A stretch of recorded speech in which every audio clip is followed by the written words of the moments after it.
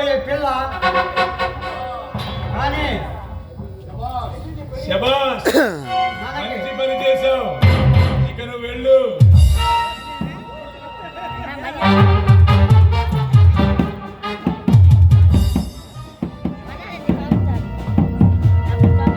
ఈ చిలకను మనం బంధిస్తే ఆ గోరింక మన పంజరంలో చిక్కుంటుంది.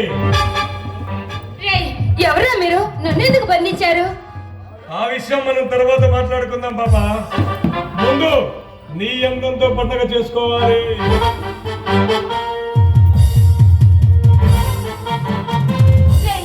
మర్యాదగా నన్ను వదిలి పెడతారా లేదా?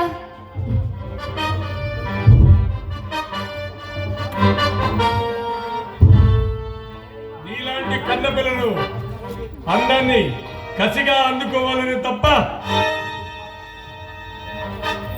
నాకు ఏమాత్రం ప్రాణమైన భయం కూడా లేదు. ఈ నిశారాత్రులు నా కసి తీర్చే కన్న రంబలా ఉన్నది. నీ యవ్వన పర్వాలతో నన్ను ఆనందింపజేయి. నీలాంటి మగజాతికి ప్రతి ఆడపిల్ల రంబలాగే కనిపిస్తుందిరా. కానీ ప్రేమ అనురాగాలు పంచే మాతృమూర్తి అని మీకు ఏమాత్రం తెలియదు. అదే అదే ఆ పగల్లోనూ నీకు నాకు నచ్చినది. ఆ పగలే నా యువన సామ్రాజ్యానికి యువరాజు చేసింది. పరస్త్రీని చెరచాలని చూసేవాడు అసలు బాగుపడేనంటే చరిత్రలో లేదు. సర్వనాశనం అయిపోతాను. గణేష్, అన్నా గణేష్, ఇప్పుడు నన్ను జాలిపడి వదిలేస్తే ఆ భయమనేగాడు ఎవరిని ఊరక వదిలిపెట్టడు.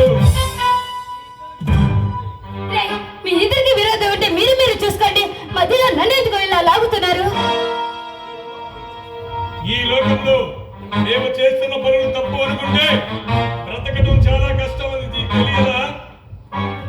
అయినా నీ బావ నాకు వార్నింగ్ ఇచ్చేంత మగాడా? అవును, నా బావ దమ్మున్న మగాడురా. ఎప్పుడు న్యాయమే చేస్తాడు కానీ అన్యాయం ఎవరికి చేయడు. నాకు చేశాడు. అందుకే నీ మీద పగ తీర్చుకుంటున్నా. చూడు గణేష్, నన్ను ఇలా తీసుకొచ్చి బంధిస్తే నీ పగ చల్లారుతుందా? దయచేసి నా జీవితాన్ని నాశనం చేయకు. నాకు అసలు పెళ్లి కాలేదు. నాకు జరిగిన నష్టానికి ప్రతిఫలంగా నీ అన్నాన్ని కోరుకుంటున్నా తప్ప దానివల్ల నీ ఆశయం నెరవేరుతుంది అనుకుంటున్నావా? అవన్నీ నాకు తెలియదు. మర్యాదగా నా కొగిలిలో నువ్వు చేరిపో. సింపుల్ గా వదిలేస్తా, లేకపోతే అంచెలంచెలుగా అనుభవిస్తా.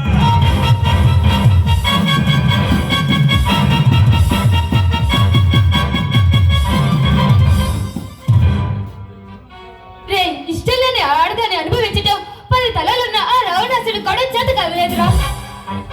అది దోపరయుగం నాటి మాట. కానీ ఇప్పుడు ఇది కలియుగం. ఈ కలియుగ ప్రజలు చూస్తుండగానే నీ మానాన్ని దోచుకుంటాను.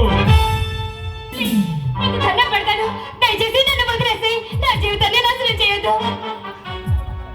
నీకు 10 దండాలు పెడతా. మర్యాదగా నా కోరిక తీర్చు.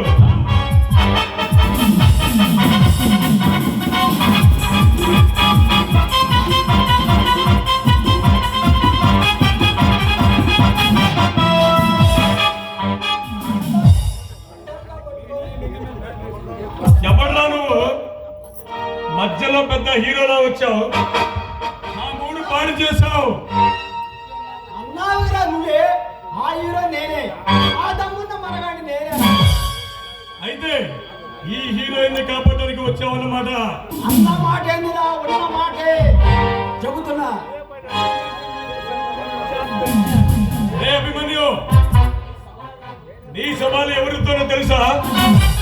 ఈ సకల జడావర్తులు నా కడిగట్టి ఊపుతో శాసించగల గండర ఈ బండ్లా గణేష్. నీకు చావాలన్నంత సరిగా ఉంటే ఈ బండ్లా గణేష్ తో పెట్టుకో. చచ్చేది నేను కాదు నువ్వు. అభిమన్యు, నన్ను రెచ్చగొట్టకు. నేను తలుసుకుంటే నిన్ను పిట్టని కాల్చినట్టు కాల్చి చంపే పారగలను. నీ చేతిలో చచ్చేవాడు కాదు ఈ అభిమన్యు. ఇక నువ్వు బ్రతకడానికి లేదు.